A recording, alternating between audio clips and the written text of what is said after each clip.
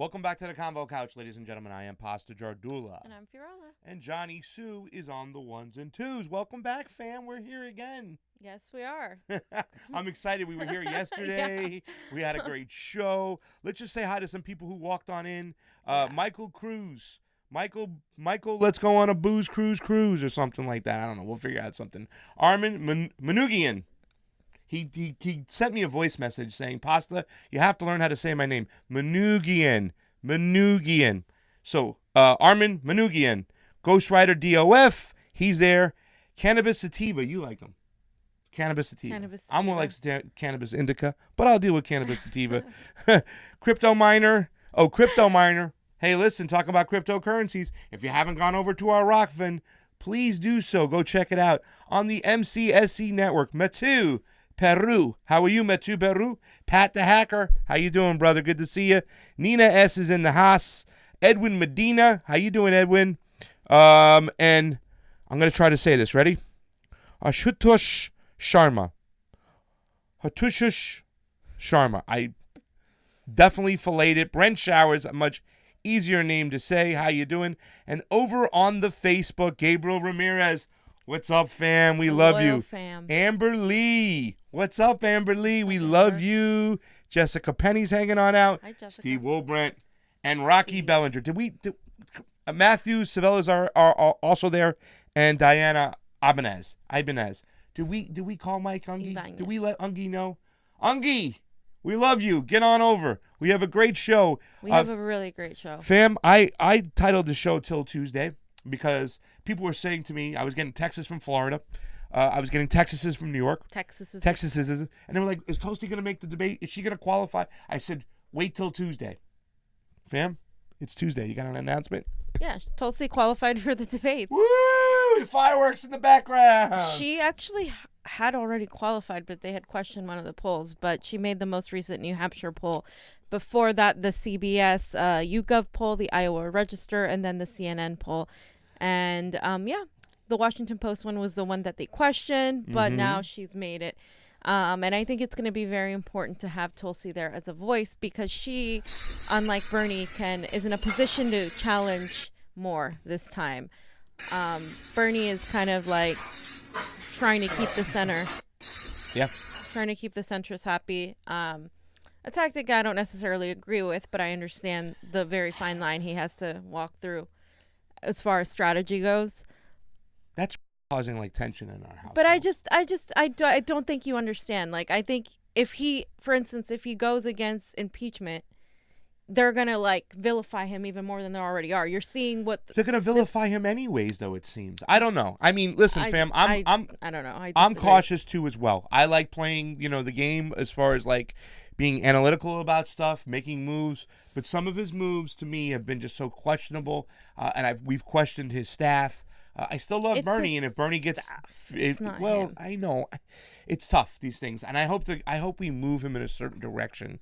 I just think there are things that when you're running a campaign, especially like Bernie, where he has to walk a fine line, that he can't do, even if we want him to do. Any presidential candidate for that matter. But I think Tulsi has more of an ability to do that where she stands right now. Yeah. So I think he's threatening. I think Bernie's been threatening. Tulsi has not. That's just my personal opinion. They'll get around to threatening. Why Tulsi, do you have to go? He's been threatened. Well, like, I think there's that's like an allegation. That's not like a fact. But he changed that to convention, and there were so many things that changed. And we went back and I watched that Portia Boulder, and I watched her coming out saying, "This is bullshit. We need to clean house." She hated the fact that he had to push forth Hillary Clinton. Something seemed to change there at one point. And I'm not saying physically threatened. I know kind of Bill Maher or people make that joke. Or I think Jimmy Dore made it. No, but I'm saying like threatened to pull all his programs, threatened to pull all his power in the Senate. Threatened to not pass anything to help the poor, the elderly. I think if he hadn't done what he did, he wouldn't be in this position and be able to run now. So I think that was a move he made. So. I agree with you. I did. I said he didn't quit on us. I said he retreated to fight another day, and that day was today. And that was the day he announced he was running. Don't get me wrong, fam. I want everybody out there to know I'm still feeling the burn. I love Bernie. However, I don't like this Bernie-Elizabeth Warren kind of split. I think it just makes so much sense that we should all of us be Bernie and Tulsi and uniting. Absolutely. I think there are people that the stuff is split. That's what I'm saying right now. Yeah. So, has somebody been exposed? Yeah. So speaking of Elizabeth Warren, she's been exposed. I mean, people have been talking more and more about her policies, her record, that she's like this wolf in sheep's clothing, that she's like this nice grandmother, but she's really disingenuous.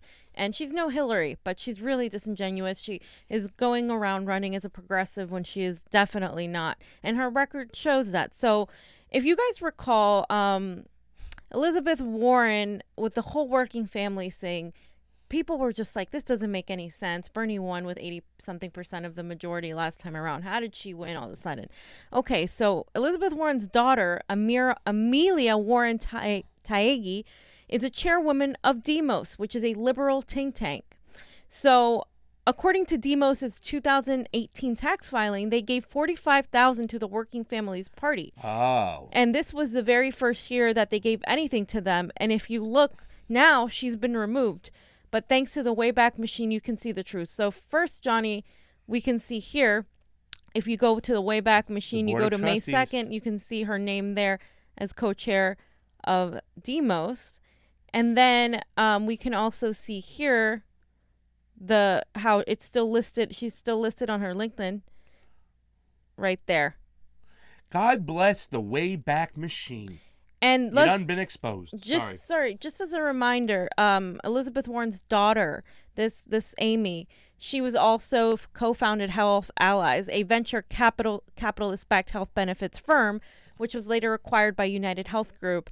Now, it's the second largest healthcare provider in the U.S. People are going to tell you, I know Lauren Steiner came back at us saying this isn't anything to do with health insurance, but the reality is it's absolutely to do with, it's a health insurance provider. It's one of these big insurance companies, and you can see that there. But the most important thing I want to show you guys here is the money. We always follow the money here. If you look at this chart, it just shows the tax filings. It just shows right there, Working Families Party, 15,000 here, right over here as well, where we circled, and that totals out to 45,000. So, you think it stops there, fam?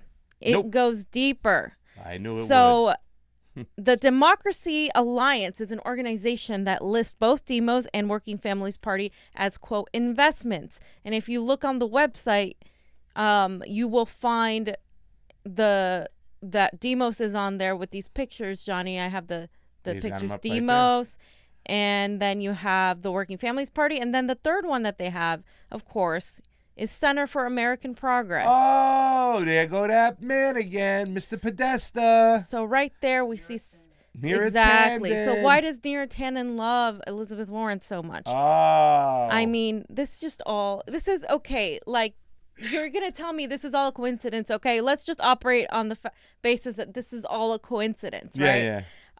But in addition to all of that, Yeah. Warren's campaign treasurer, Paul Eggerman, is also on the board of Treasurer for Democracy Alliance, this same group. So if you look for him now, again, he's been removed. But if you use Time Machine and go back, he's on there.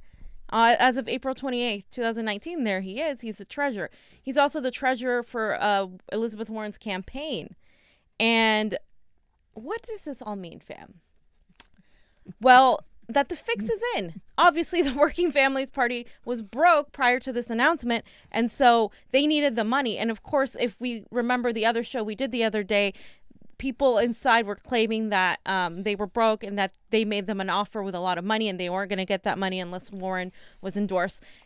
I mean, there is no, obviously, if I can find any more proof, I will put it out there.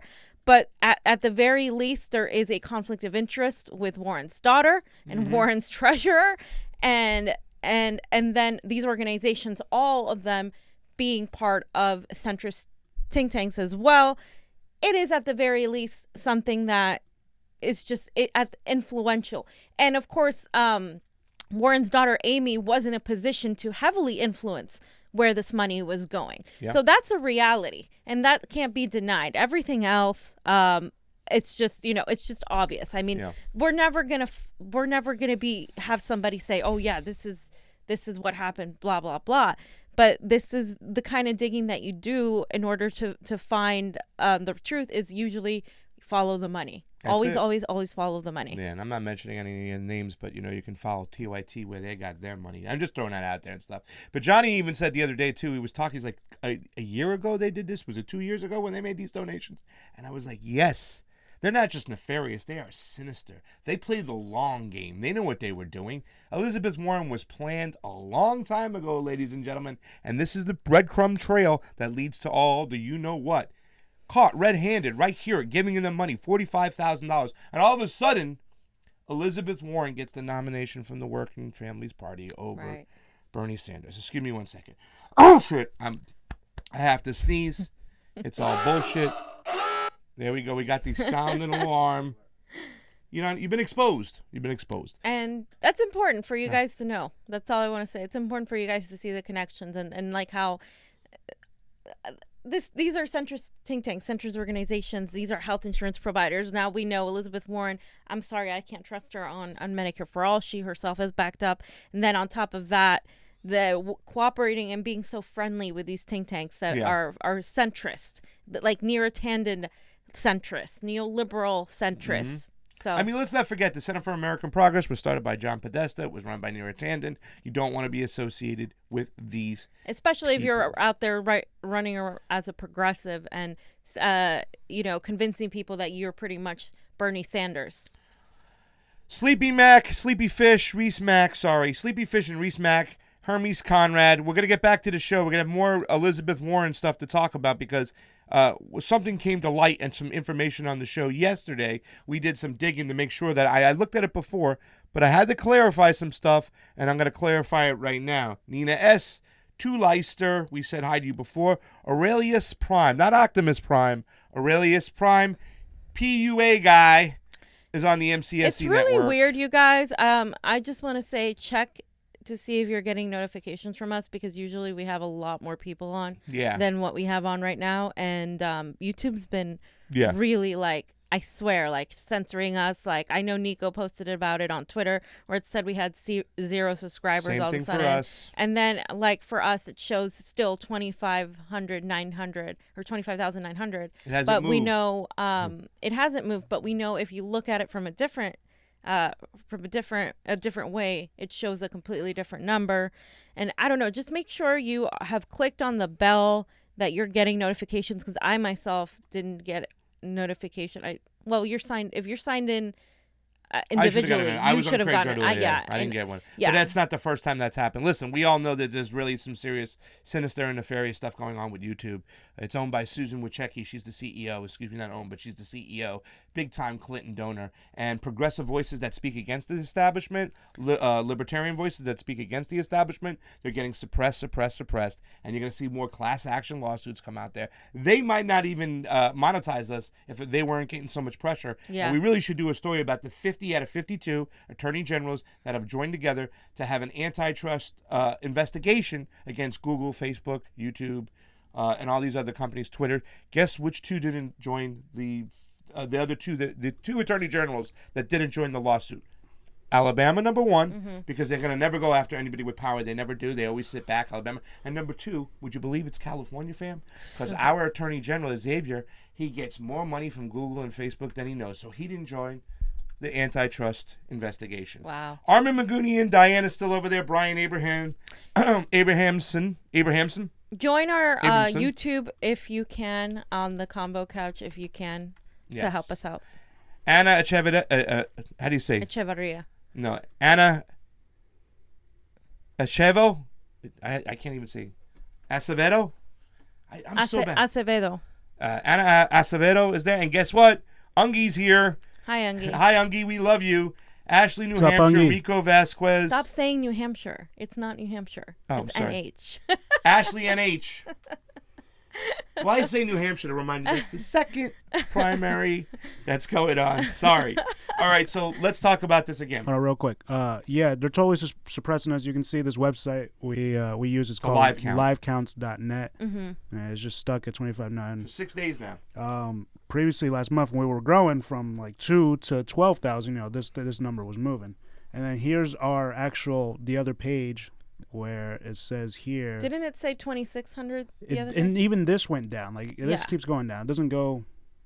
Yeah. It hits like 25. They're unsubscribing people too. Yeah. I mean, they are. So make sure if you feel like you've subscribed to check if you've been unsubscribed. Yeah. Because we are doing a lot of kind of digging into people that they really like. Yeah. It's kind of coincidental that this is all happening. So. And listen, go over to our Rockfin. That's the future. We got to get away from these people. They can't control us any longer. They can't suppress our voices.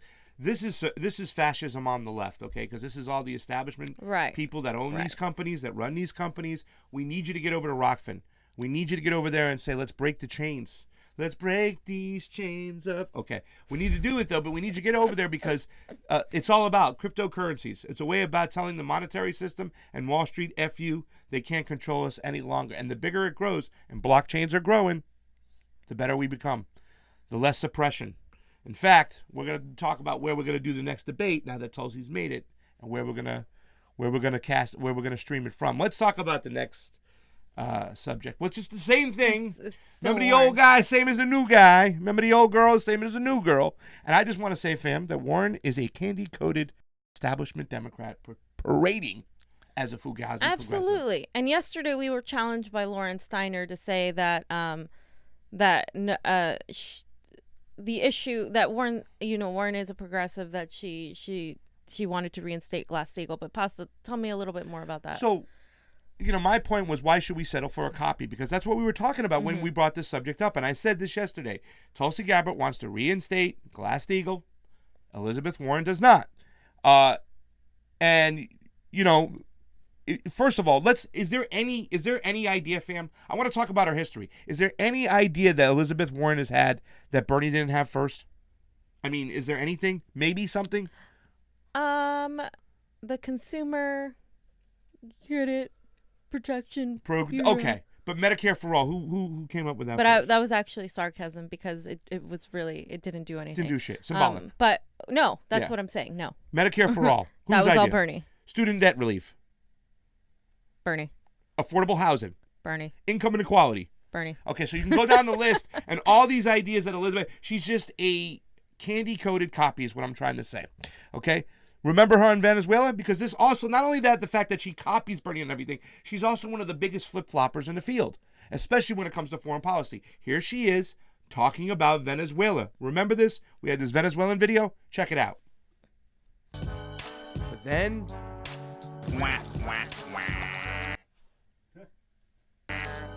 I saw this on Elizabeth Warren. We provide humanitarian aid. We make it clear that we know that Maduro is a dictator and does not have our support. We join our allies in supporting the opposition. We do not threaten military. Okay. Elizabeth, that's so. She didn't just say he was a dictator. She said we join our colleagues in supporting the opposition, Supporting which means regime change.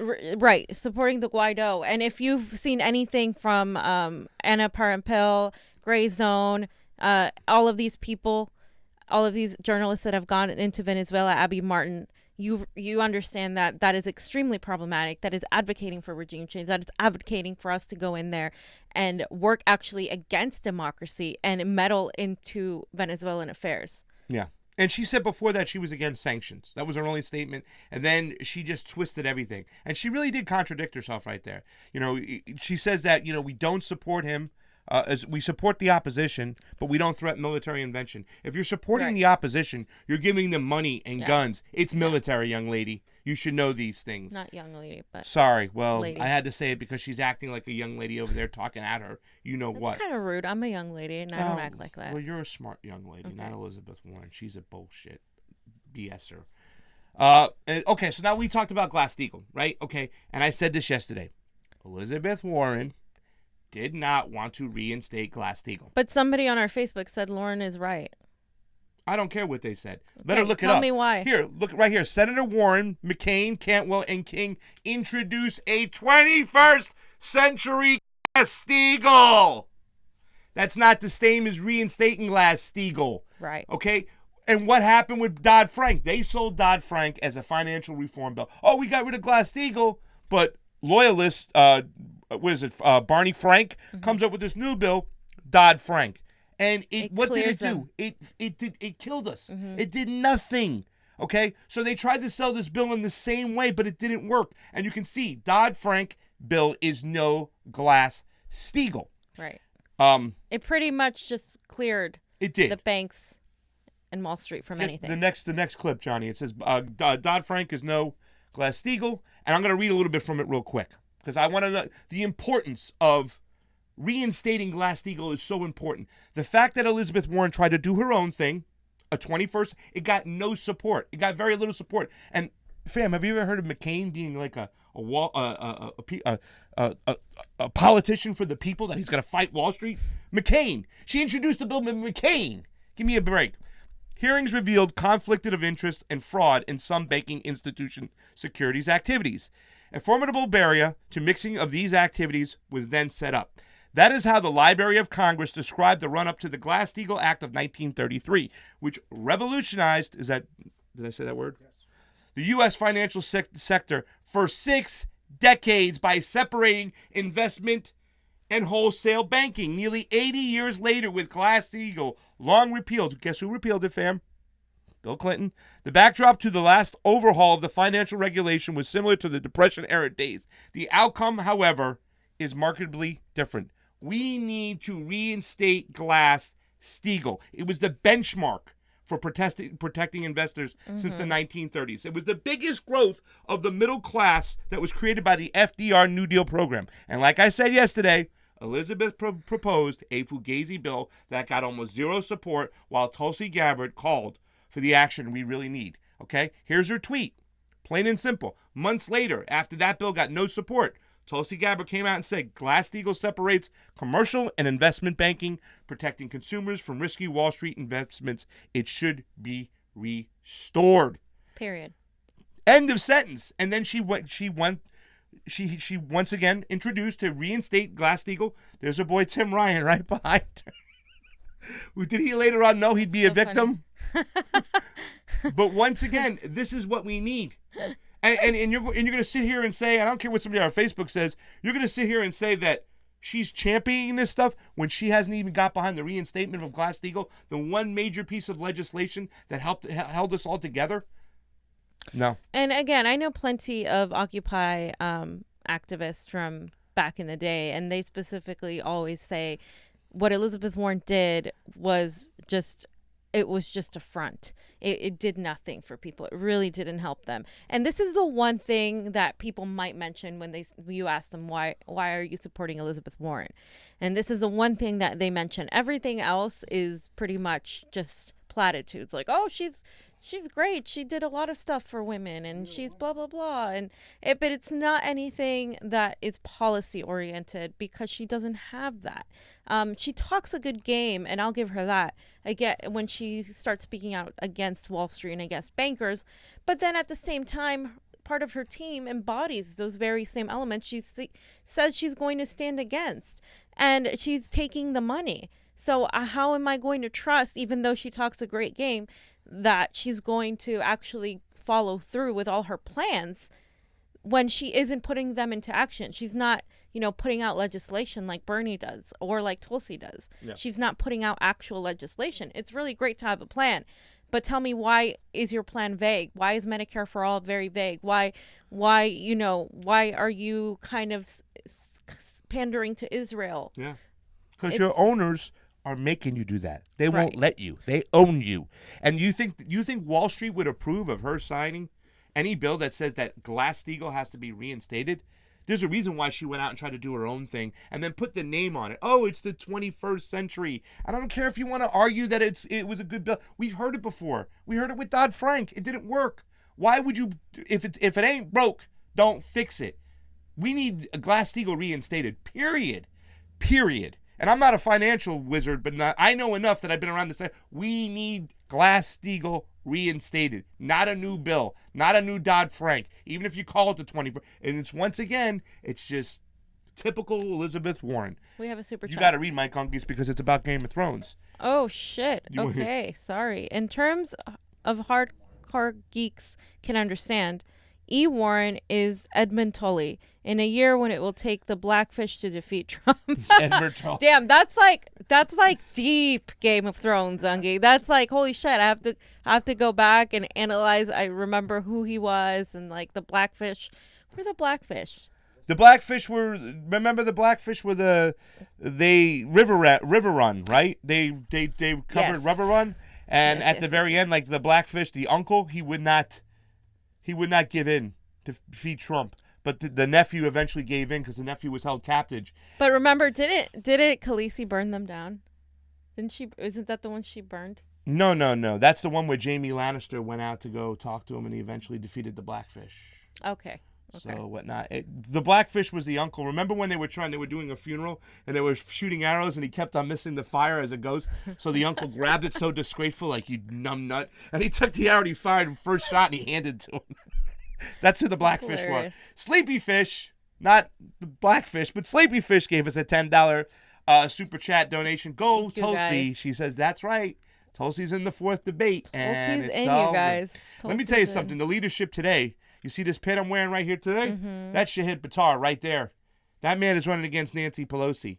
And I'm not going to agree with everything that Shahid does, but most stuff, he is solid as can be. He's another one of my favorite candidates. We need to get behind this man and get rid of Nancy Pelosi. She got to go. And I'm not really happy with some of the people in the squad pushing for impeachment too. You're just doing it. You're just doing yourself an injustice. You're actually elevating Donald Trump. You're making him look like a victim. Let's talk about that for a second. We don't really have anything on it, but I just wanted to point out, like, the majority of centrists and the majority of these centrist think tanks agree with impeachment. And when they do that, you have to kind of question as to why. Impeachment is a waste of time.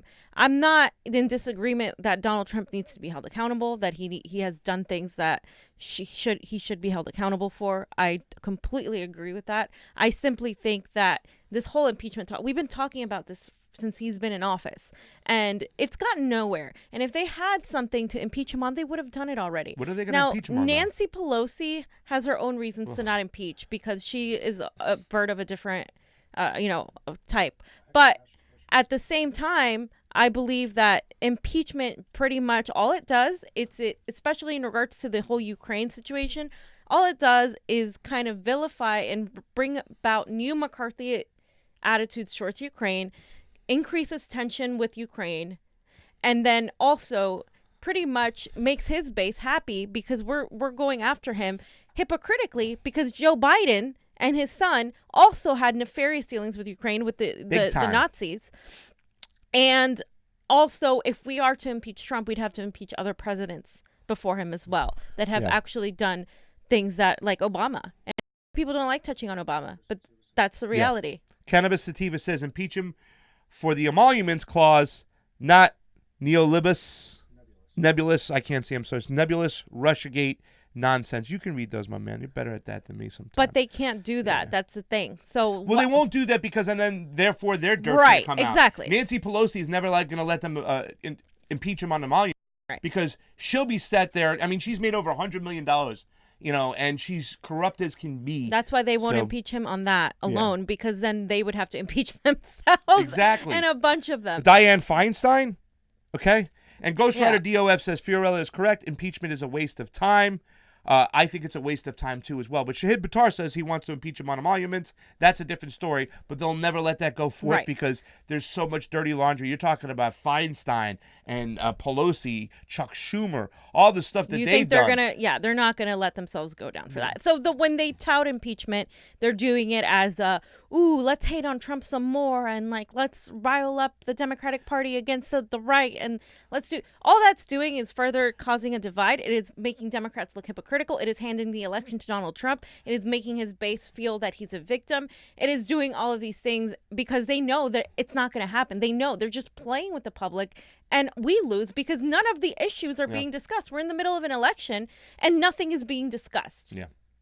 Jackson Fax says, I effing love you guys. You make life worth living. Aw. Keep fighting a good fight. We love you too, Jackson Fax. We always peek at your stuff. Much We're a subscriber. love, Jackson. Make sure you're a subscriber to the Convo Couch. We see you on the MCSE Network. Thank you for joining on in. We appreciate the work you do, too, as well. You're another one of the mice squeaking against the avalanche with us, and that's why we love it. If you haven't checked out Jackson Facts, please do so. He's got facts? some awesome facts and awesome videos. Nicole Savagu just joined us, and Paul Bauman while we were getting ready to leave. Fam, that's all we have. What do we got coming on? Can we come on tomorrow? Are we going to do tomorrow? What do you say tomorrow at 2? We got to check the schedules. We got to check the schedules. We got to check the schedules. Hopefully, we'll be back tomorrow around 2 o'clock. Thank you for joining in. Thank you all for your Super Chat contributions. Thank you for subscribing, even though YouTube's not counting your subscriptions as of late.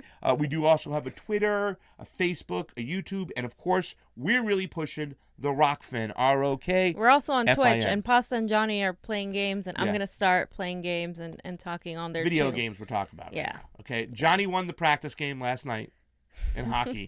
We got the new hockey. It's up. Johnny's up 1-0, but I got an overtime loss, so I still get a point, and I look forward to beating Johnny. And Sparky, the Long Island Dragon, is coming out. Better watch out for Sparky, okay? Ashley NH, thank you so much. For Pasta Jardula. And Fiorella Isabel. Johnny Sue is on the 1s and 2s still. Awesome. Convo out. Thank you. Bye.